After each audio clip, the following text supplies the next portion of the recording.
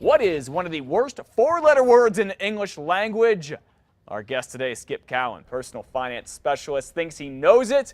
We're going to say it on the air, and it's probably not what we think it is. Skip, good morning. It's good to see you. How are you? I'm well, thank you. Although this is kind of scary. You say one of the worst four-letter words in the American language, debt. D-E-B-T. D-E-B-T is the worst four-letter word. Now, I'm not prone to using four-letter words, but that one I say quite often. Why is it so bad? People get in debt, and when you think about it, debt is a pervasive thing. Believe it or not, it's the #1 cause of divorce in this country.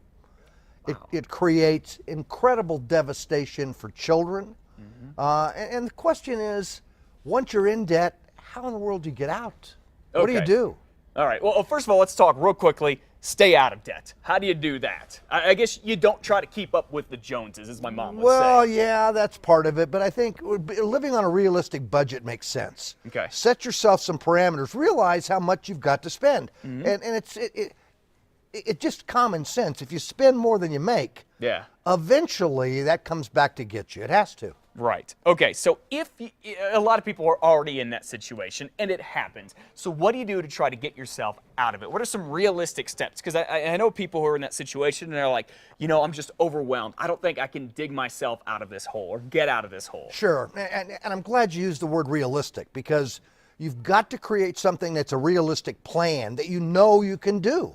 It can't be, well, you know, I'm going to save $3,000 a month when you're making $3,100. That's not going to work. Right. But it's got to be something that you can do realistically. Now, that begs the question as well, should I get professional help? Right. I see these advertisements all the time for credit counseling services. Are these legit? Do they really help? Are they expensive?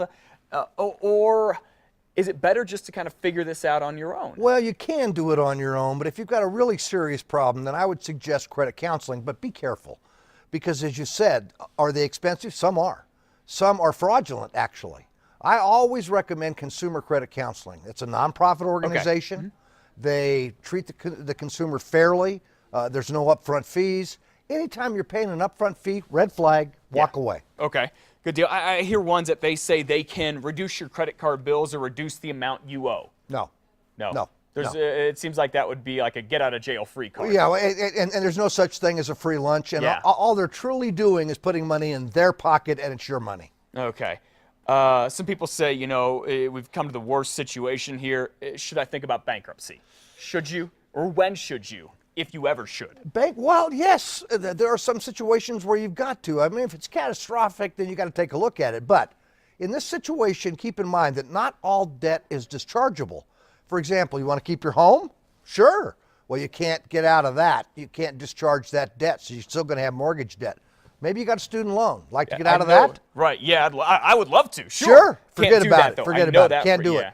IRS, same deal. You owe the IRS money, you can't bankrupt it. So, professional help in this kind of situation, if you think you're facing bankruptcy, an absolute must. Absolute must. Got it. Get some help before you go ahead and declare that. Yes, sir. Absolutely. Oh, okay, real quick, you talk about closing your accounts.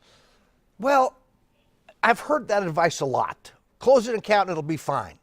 Keep in mind there's something called the credit utilization ratio. Okay, what's that? It's the amount of debt relative to the amount of credit that you have. Okay. If that ratio gets very high, your credit score goes very low. In fact, it's #2 on the list of credit score impacting. So be careful with that. Again, take a look at what your credit utilization ratio is now, and I wouldn't change it. My advice, cut up the card, don't close the account. Yep, just don't use it. Skip Cowan, great advice. Complicated issues, go to CASA.com, click on the CASA blog for more. We'll see you again soon.